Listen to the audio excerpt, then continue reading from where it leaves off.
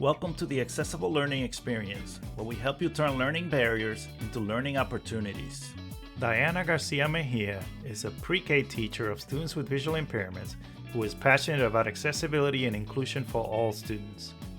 On this episode, Diana shares many practical tips and ideas for ensuring your learners with visual impairments get off to a strong start in their educational journey.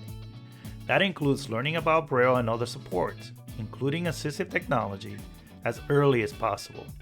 The conversation with AIM Center Technical Assistance Specialist Luis Perez touches on the importance of involving families in braille education for young learners, as well as ensuring representation by providing role models for young learners with visual disabilities to emulate and be inspired by, and much more. Stay tuned to the end to learn about an exciting project Diana was involved in. What I Can Be is Up to Me, an accessible children's book that features characters who are blind or visually impaired. Here's our conversation with Diana Garcia-Mejia. We're so excited for this episode to have with us Diana Garcia-Mejia. So Diana, could you start by introducing yourself? And here's a question that we ask each of our guests. What is your accessibility story? What brought you into this field? So, my best friend in high school was someone named David Amaya. David was and is totally blind, and our friendship together just blossomed into a passion. I decided in high school that I wanted to be a teacher of students with visual impairments. And now I am a teacher of students with visual impairments that specializes in working with preschool children. Through my friendship with David, I've met a lot of other young adults and at that time high school students who are blind or visually impaired. So I actually originally thought I would want to work with teenagers or young adults. And then kind of once I got, into the field, I realized that I would have a larger impact working with younger children. There was a lot of things that I noticed that I thought, oh man, what if someone had introduced this to you when you were younger? So I wanted to be that person. So I ended up changing my mind and working with preschool students instead. And I have enjoyed that very much for 7 years. Well, we're also firm believers in starting as early as possible in life and really setting a strong foundation, right, for what's to come in education. So I can really appreciate that. So I want to know, you mentioned your experience meeting David and what an impact they had on you. Can you recall another memorable experience that significantly impacted your approach to teaching? And what insights did you gain from that experience? So in thinking about, I have a lot of stories related to my students. However, David really was my introduction to the world of being blind and visually impaired. So I think that's where a lot of my mindset first shifted, and then I carried that into my teaching, if that makes sense. So there's one story in particular that kind of stands out in my mind at the moment. David and I, one day after school, we were sitting inside watching Finding Nemo. It was just a rainy day. We're super cool high school kids. That's what we decided to do. And about halfway through the film, David turns to me hysterically laughing. And he's like, man, it must be so funny watching these people in fish suits. Because he did not realize that it was an animated movie. And I told him this is an animated movie. And we had to pause the movie because we were laughing so hard. We laughed for about 2 hours about that. The reason I bring that story up is because it kind of taught me, one, to never make assumptions. Two, that, it's okay to, laugh right now at the person, but with them about things like this. It taught me, to try to, view things from the perspective of my students. I think many times people might confuse a lack of accessibility to information with a lack of ability to learn information. And to me, those are two very different things. So a recent example in my classroom is that I had a student who I have to do a lot of developmental checklists, and this student was unable to hop on one foot. But the student is totally blind, and I thought to myself, I wonder if she's ever seen someone hop on one foot. Like, does she understand what I'm asking her? So in working with, the physical therapist, we kind of work together to teach her how to hop on one foot. And lo and behold, she can do it. So I kind of see that as a pattern in my teaching that, never, always giving a student access to learning, access to information. So before, being able to decide if the student is able to learn the information or not. And, I think every student is capable of learning. I'm a very strong believer in that. Well, you are speaking our language, and I'm sure the language of a lot of the people that listen to our podcast. And it comes down to, presuming competence and starting from that mindset that we just need to find a creative way to provide access, and then let the student kind of take that information that's now accessible and do something with it to support their learning. So the importance of providing the appropriate supports, right, to let that ability come through, that potential shine. So thank you for that, sharing that experience. So thinking about, the students that you're working with right now, what are some of the ways that you ensure that your students have access to accessible materials and technologies? Since, the podcast that we're on really focuses on accessibility and accessible educational materials and technologies. One example I'll give is just, envisioning or how I set up, when I read a story to my students. So when I read a story to my students, I adapt it in many different ways. So I start with the regular print book, unadapted. Then I take that print book and I type it up into like a Google slide or PowerPoint slide. I make it very large print so that there's large print on one side. And then I find, very high contrast, either real images or realistic looking clip art images to make the illustrations more simple for my students that have low vision. Then I collect a bunch of physical props that represent things in the story. So just thinking about the book I read this morning, it was about different community helpers or jobs. And it was actually kind of like a mystery, a guessing book. So it was called Clothesline Clues to the Jobs People Do. And each page had all these clues as to who the community helper was. So like, for example, one of them was a milk pail. And we talked about, this is a milk pail. It's to get milk out of a cow. Where do cows come from? Kind of helping the kids guess to get to farmer. And, then there was a fire hat, and then there was a tool belt and stuff like that for the students to physically interact with things to help them understand the content, especially those students who have no visual access to the illustrations. And then, of course, I make sure that all my students who are learning Braille have access to a Braille copy of what I'm reading aloud. So just like preschool students who are sighted need to be exposed to, just looking at print, my students need to be exposed to feeling Braille as someone else is reading it. Obviously, they're too young to read it on their own right now, but that exposure to concepts of print is incredibly important. So I make sure to Braille every single book that I read, visually adapt every book that I read, and then have physical props to go with it. Wow, I wish I were in your classroom because you really are practicing a lot of the concepts of universal design for learning and providing the same information, right? But just in different modalities. And I love how, it sounds like you really believe in Braille. And as a person with visual disability myself, it's not something that I had the benefit of learning at a young age. And so I really believe in that as well. Like, it's just another tool in your tool set that allows you to be successful in life. So tell us a little bit about that. How do you kind of introduce Braille? You kind of mentioned like that idea of exposure being so important. What's the best age to introduce Braille to students from your perspective, and what's the best way to do that?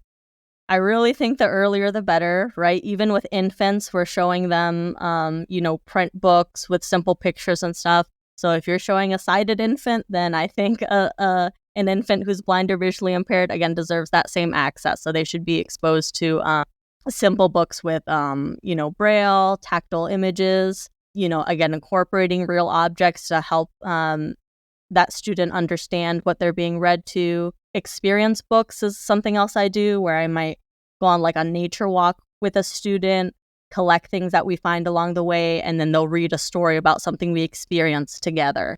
Again, making that very concrete and meaningful for the student. Usually with 3-year-old students, I teach them something that I like to call pre-braille skills. So I might, for example, have a bag filled with different shapes and have them reach into the bag and take out a circle or a square or a triangle to get them to use their tactile sense, or take out a specific texture, or maybe there's a big counting bear and a small counting bear. Take out the big one, take out the small one, things like that. And then usually in their pre-K year is when we start moving on to, identifying letters in Braille. And students very often pick it up much faster than an adult would. And that's part of the reason that I do it so early, is because I know if they were to learn it as an adult, it would be much more difficult, just like learning a language is much more difficult for adults than young children. And I would really rather have, a student that has the skill and rarely uses it than have a student who ends up desperately needing it and not have that skill, because that's what I was seeing when I entered the field. I was seeing a lot of students who were reading 200-point font and they were way below reading level. And I was like, why? Why are you reading 200-point font? Knowing in my heart that if that student had access to Braille, they would be on level, right? If not above level. So that's something I'm very passionate about, early exposure to Braille. It definitely comes through, your passion for that. And, like I said, Braille is just one of those tools, right, that we have as part of like a complete tool set that we can use as we go through life as lifelong learners. How about technology? What are some things? Are you using tablets or any kind of technology with the students? And how have you introduced those technologies? What's been the impact? So my students who are in their pre-K year and they're moving on to kindergarten next year, we make sure that they have opportunities for inclusion with the gen ed students.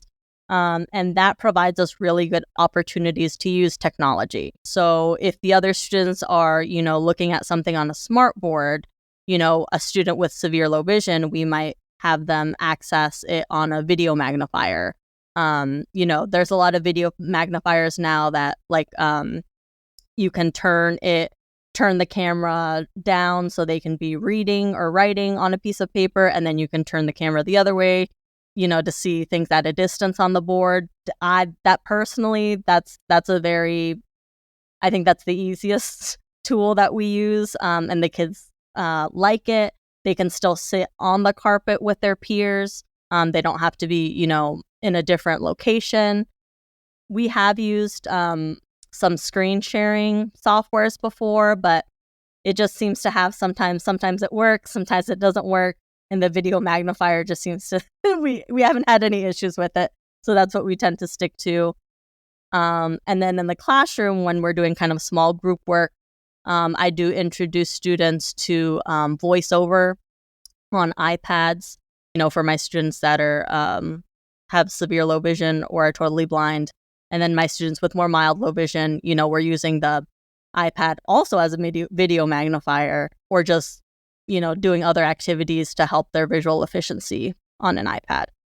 When just like those sort of activities that you do to introduce Braille, I think, using a tablet with touch gestures, that's a skill that takes time as well. So the more that we can do that early on, just even if it's just teaching them the basics of you swipe this way and it does something, you swipe the other way, it does something different, is really important. So thank you for sharing, what you do in the classroom to provide access. We know that parents and families are important supports for our students. They're really our partners in making learning happen, right? Especially taking that learning from the classroom to that home environment where it can continue. So in what ways do you work with, parents and families to support that learning? One way that I actually started ever since COVID, so during, virtual learning, I had a lot of opportunity to work with parents to teach them Braille virtually. So I had to use like a dot cam to model writing in Braille, and then they were then helping their child on their Braille writer at home learn that same skill. For all of my students, I actually had a giant box, basically made them a mini classroom because, of course, especially for my students who are totally blind, they needed those hands-on materials. But anyways, through that experience, I ended up with not only students who learned Braille, but parents who learned Braille. And I thought, oh my goodness, I need to find a way to keep this up because it really helped the students just become so successful, even in, the strenuous conditions that were remote learning. The students were so successful because they were not only, learning it with during the school day, but then their parents were able to reinforce those lessons at home. So since then, I found a way to create kind of like these worksheets type things for parents where they have to write usually it's like 5 or 6 sentences in Braille. I make sure they have access to a Braille writer at home. The parents write their sentences in Braille. They send it back on Fridays. I grade it. It takes me like seconds to grade it, so it's not that much time for me in terms of grading. I even put like cute little stickers and stuff, and the parents are like, I feel like I'm at school again. They're really motivated by it. I have even parents that have like a competition between each other to see who can, complete the most assignments by the end of the year. But yeah, it also helps parents, feel involved, grow that, love of Braille so that their kids develop a love for Braille. I feel really strongly that if I get my students excited about Braille, then success will follow. If they want to learn it, if they're having fun, if they're laughing, then they're going to be successful in learning it. And that's kind of what I go with. Well, and it's a shame that this is an audio podcast because we're all smiling and just knowing what a joyful classroom environment beyond just the classroom, but with your work with families, what a joy you're bringing to learning Braille and preparing these students for the future. So that's definitely worth celebrating. And related to that, I know you shared with us, the importance of role models and making sure that our students, like the work that you're doing with families, that's an important component of that. Like seeing that, this is valued in the home, Braille or sign language, whatever it may be, is valued in the home, but also outside in the community. So tell us a little bit about that, that aspect of your work and role modeling. Yeah, so something I do at the beginning of every year with all my parents is I send them a very long list of videos of different role models with visual impairments. Some of them are people I know, some of them are people I don't know, but they're all, thriving, successful people who are blind or visually impaired. For many parents, this is their first time being exposed to those types of role models. They come back to me saying, oh my gosh, had no idea that, these type of things would be possible for a student who is blind or visually impaired. And I've actually became so passionate about role models that last year I ended up partnering with someone named Kristen Smedley.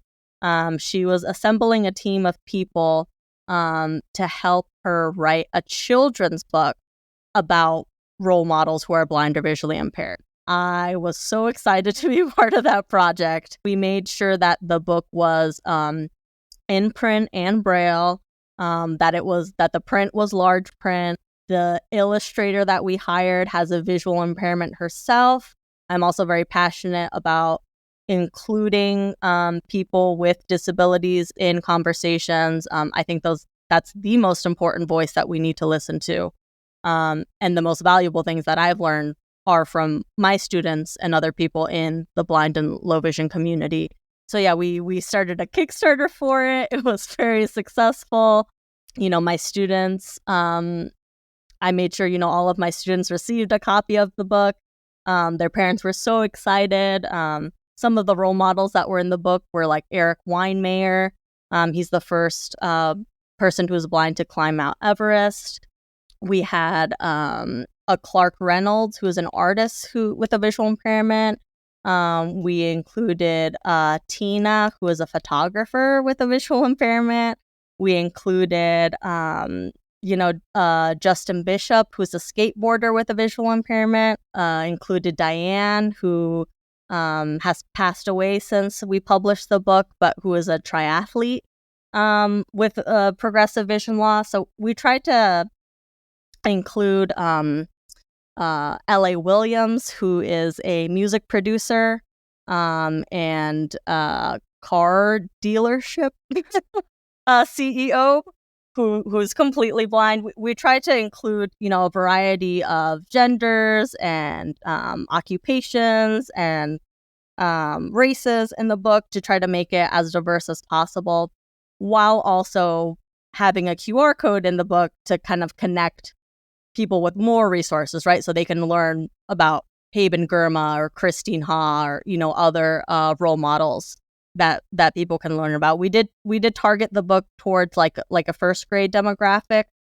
So yeah, that's kind of the reading level of the book. But that was really fun to be a part of. And yeah, hopefully it helps more people, sighted children to learn about role models who are blind and visually impaired. Just like that book, I feel like, any child can come into my room and my lesson is accessible, right? Making it accessible to my students doesn't make it inaccessible to students who are blind. The same is true about this book, right? Us making this book accessible, to my students and to other children who are blind and visually impaired didn't make it inaccessible. And I think that's what UDL is all about, right?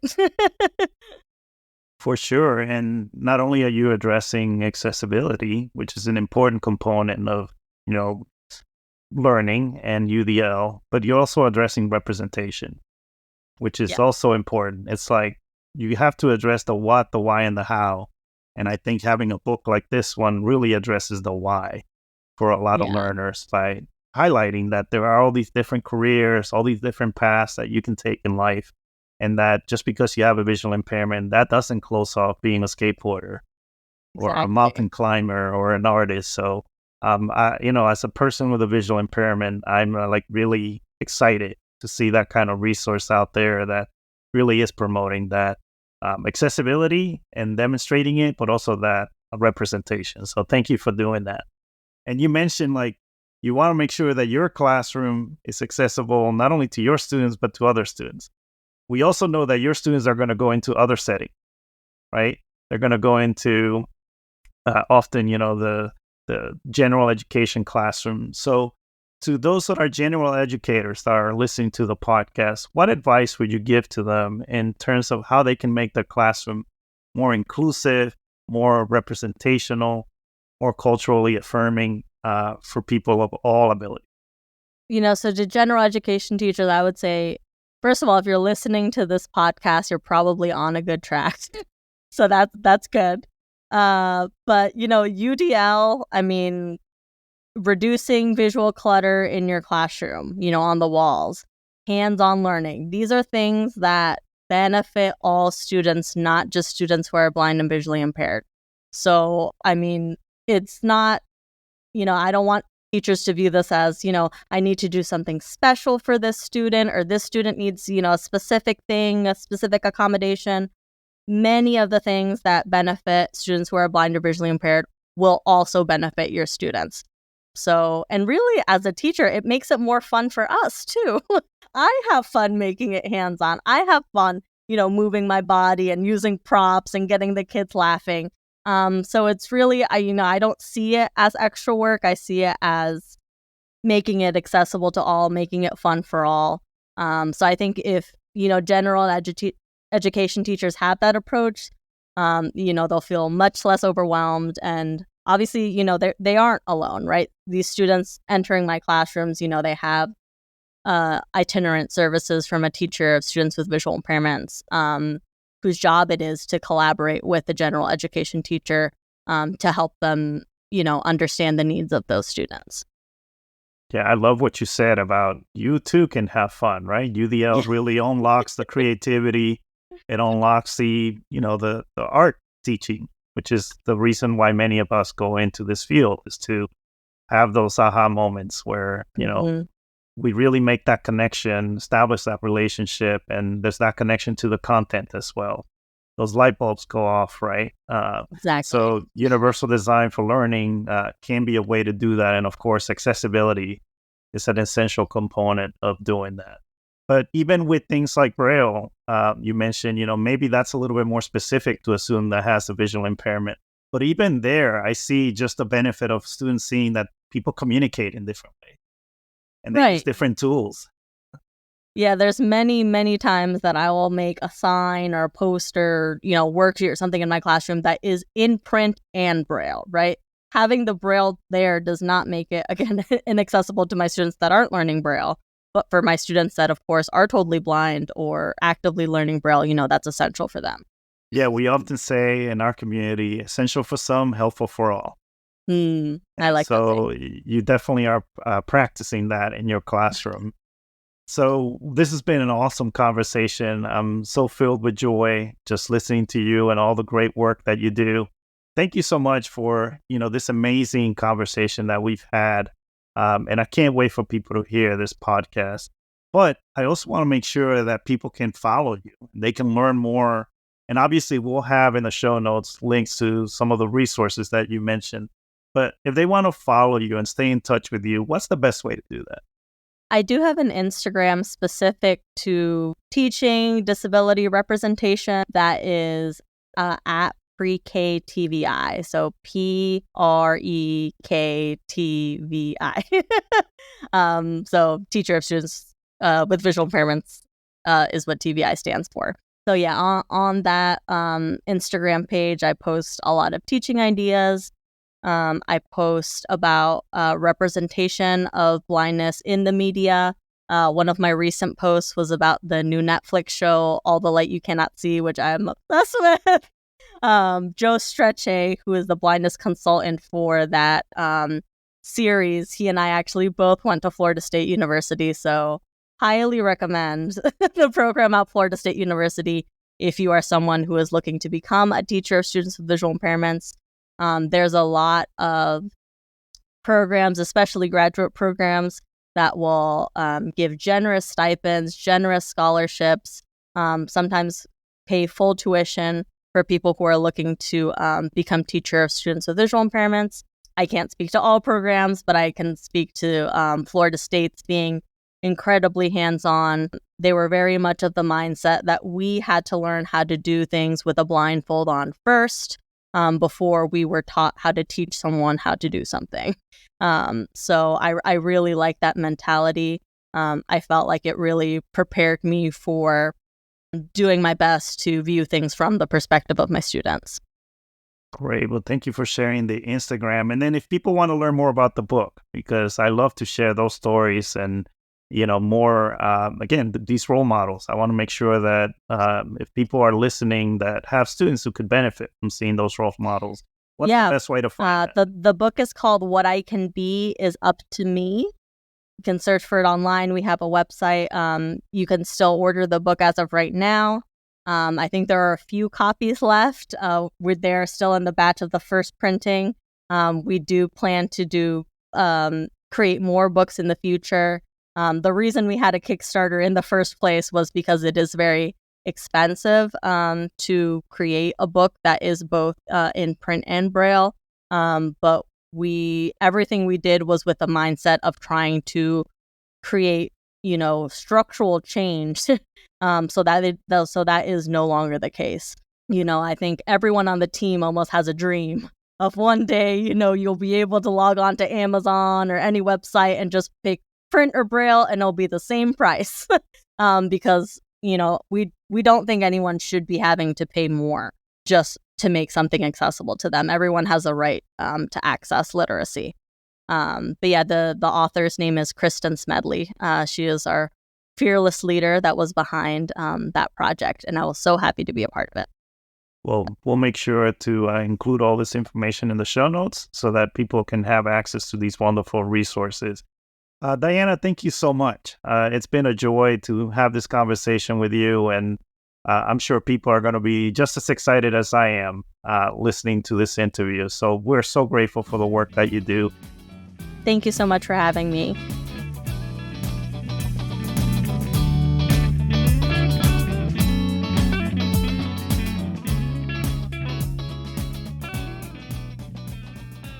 Thanks for tuning in to this episode of the Accessible Learning Experience, brought to you by the National Center on Accessible Educational Materials at CAST. You can find us on the web at aem.cast.org. There you'll find show notes with links to all of the resources mentioned on each episode. Thanks again for listening, and remember, accessibility is everyone's responsibility.